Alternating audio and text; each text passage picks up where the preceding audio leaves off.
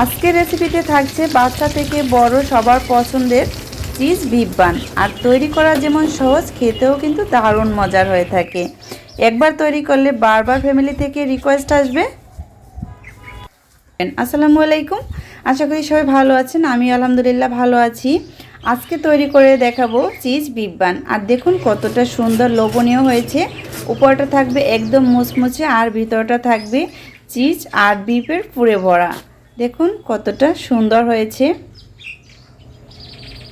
আজকের এই রেসিপি ভালো লাগলে ভিডিওটিতে লাইক দিবেন আর বেশি বেশি করে শেয়ার করবেন, যাতে এ ধরনের রেসিপি তৈরি করে সবাই উপকৃত হতে পারে। তো ভিউয়ার, চলুন মূল রেসিপিতে চলে যাই। প্রথমে চুলায় একটি ফ্রাই প্যান বসিয়ে দিয়েছি আর দিয়ে দিলাম 2 টেবিল চামচের মতো সয়াবিন তেল। এরপরে দিয়ে দিচ্ছি হাফ কাপের মতো পেঁয়াজ কুচি। তো পেঁয়াজগুলি আমি একটু কিউব করে কেটে নিয়েছি। এখন এই পেঁয়াজগুলি হালকা ব্রাউন কালার করে ভেজে নিতে হবে।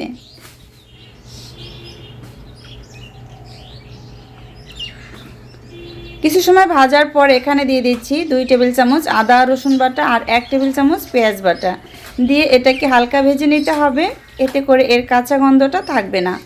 এরপরে দিয়ে দিচ্ছি সামান্য হলুদের গুঁড়া, মরিচের গুঁড়া, আর দিয়ে দিচ্ছি জিরা ধনিয়া গুঁড়া। এরপরে দিয়ে দিচ্ছি স্বাদমতো লবণ।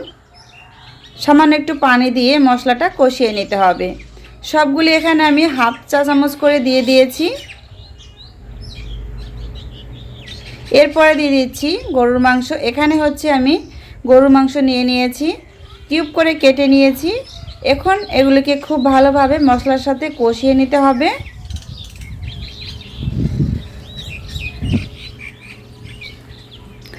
তো যারা এখন এভাবে চিজ বিফ বানগুলি তৈরি করেননি, তারা কিন্তু খুব সহজেই ভিডিওটি দেখে তারপর তৈরি করে নিতে পারবেন। একদম পারফেক্টভাবে তৈরি করার জন্য আপনাকে ভিডিওটি প্রথম থেকে শেষ পর্যন্ত দেখতে হবে। এ পর্যায়ে কিন্তু কষানো শেষ হয়ে গিয়েছে। এখন হচ্ছে মাংসগুলি সিদ্ধ করার জন্য সামান্য পরিমাণে একটু পানি দিয়ে দিব। পানিটা দিয়ে নেড়েচেড়ে মিক্স করে এ পর্যায়ে চাইলে আপনারা লবণটা চেক করে একটু সামান্য পরিমাণে লবণ অ্যাড করে দিতে পারেন। ঢাকনা দিয়ে ঢেকে সিদ্ধ হওয়া পর্যন্ত অপেক্ষা করব। প্রায় 10 মিনিট পরে আমি ঢাকনাটা খুলে নিয়েছি আর এই পর্যায়ে মাংসটা কিন্তু একদম পারফেক্টভাবে সিদ্ধ হয়ে গিয়েছে। এখন এর মধ্যে দিয়ে দিচ্ছি সবজি। এখানে আমি কিছু ক্যাপসিকাম আর গাজর অ্যাড করে দিব। এগুলোকেও কিন্তু কিউব করে কেটে নিয়েছি। আর কিছু কাঁচামরিচ দিয়ে দিচ্ছি।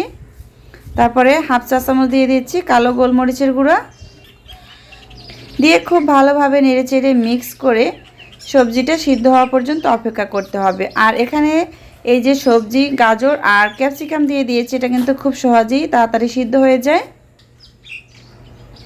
তো 5 মিনিটের মতো আমি এটাকে হালকা সিদ্ধ করে নিয়েছি। এ পর্যায়ে কিন্তু পুরোটা একদম রেডি হয়ে গিয়েছে, দেখতেই পাচ্ছেন। শেষ পর্যায়ে দিয়ে দেব হাফ টেবিল চামচ গরম মশলা গুঁড়া, ভাজা গরম মশলা গুঁড়া। এটা দিলে ফ্লেভারটা খুব সুন্দর আসবে। নেড়েচেড়ে মিক্স করে দিয়েছি। এখন হচ্ছে দিয়ে দিচ্ছি ধনিয়া পাতা কুচি। এটা আবারও নেড়েচেড়ে মিক্স করে তারপরে পুরটা নামিয়ে সম্পূর্ণ ঠান্ডা করে নিতে হবে। এ পর্যায়ে কিন্তু বিফের যে পুরটা, এটা কিন্তু একদম রেডি হয়ে গিয়েছে। এখন চুলা থেকে নামিয়ে একটি সাইড করে তারপরে সম্পূর্ণ পুরটাকে আমি ঠান্ডা করে নিব। আর এখানে হচ্ছে মোজরেলা চিজ নিয়ে নিয়েছি আমি। এখন এই চিজটাকে একটি গ্রেটার দিয়ে গ্রেট করে নিব। আপনারা চাইলে কিন্তু ছোট ছোট কিউব করে কেটে তারপরেও এই নাস্তাটার মধ্যে দিয়ে নিতে পারেন, বানের মধ্যে। এই যে আমি চিজগুলি এখানে গ্রেটার দিয়ে গ্রেট করে নিয়েছি।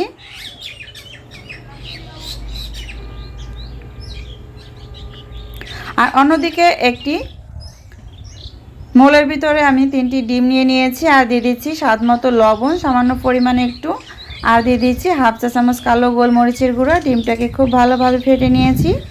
এখন এগুলো একটি সাইড করে রেখে দেব। আর এখানে নিয়ে নিয়েছি আমি ব্রেড ক্রাম্বস।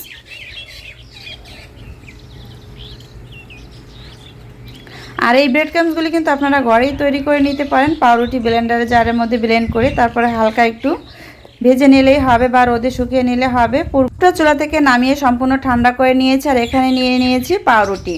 আমার এই বানগুলি তৈরি করার জন্য লাগবে পাউরুটি। এখানে একটি প্লেটের ভিতরে আমি পানি নিয়ে নিয়েছি আর পাউরুটিটা এভাবে ভিজিয়ে তারপরে পানিগুলি চিপে ফেলে দিতে হবে। এই যে পানিগুলি চিপে ফেলে দেওয়ার পর এখন হচ্ছে আপনাদেরকে আমি নাস্তাটা তৈরি করে দেখাবো। যে পুরটা রেডি করেছিলাম গরুর মাংসে, সেই পুরটা কিন্তু আমি মাছ বরাবর দিয়ে দিচ্ছি, 1.5 টেবিল চামচ করে দিয়ে দিয়েছি।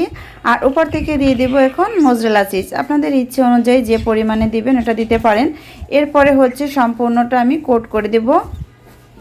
এই যে মুখটাভাবে বন্ধ করে দিতে হবে। আপনারা চাইলে কিন্তু পাশের যে ব্রাউন অংশটা আছে এটা কেটে ফেলে দিতে পারেন।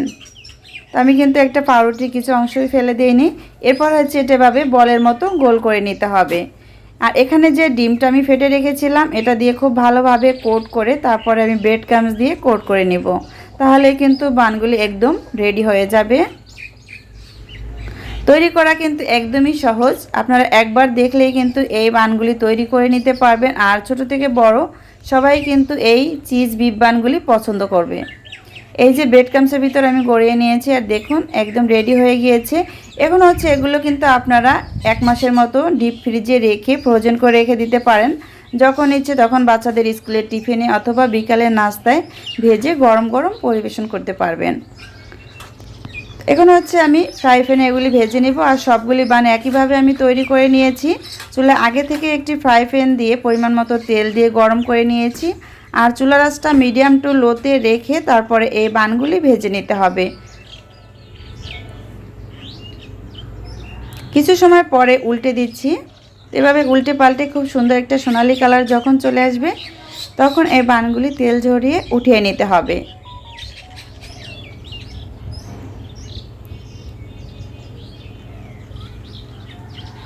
আজকের এই ভিডিওটি যারা ইউটিউব চ্যানেল থেকে দেখছেন তারা চ্যানেলটি সাবস্ক্রাইব করবেন। আর যারা ফেসবুক পেজ থেকে দেখছেন পেজটি ফলো করে নিয়মিত আমার পেজের পাশে থাকবেন। এই যে পর্যায়ে বানটা কিন্তু হয়ে গিয়েছে আর দেখুন কতটা সুন্দর হয়েছে, খুব সুন্দর একটি কালার চলে এসেছে। এখন তেল ঝরিয়ে আমি উঠিয়ে নিচ্ছি।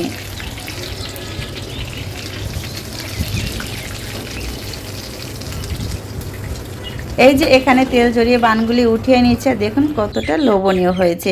সবগুলি আমি একইভাবে ভেজে নেওয়ার পরে একটি সার্ভিং প্লেটে সার্ভ করে নিয়েছি। খুব সহজেই চটজলদি তৈরি হয়ে গেল বিকালের নাস্তা অথবা বাচ্চাদের স্কুলের টিফিনে চিজ বিফ বান।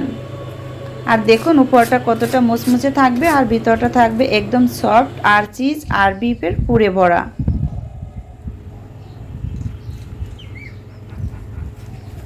আপনারা চাইলে কিন্তু একবার হলেও বাসায় ট্রাই করে দেখতে পারেন। বারবার ফ্যামিলি থেকে রিকোয়েস্ট আসবে।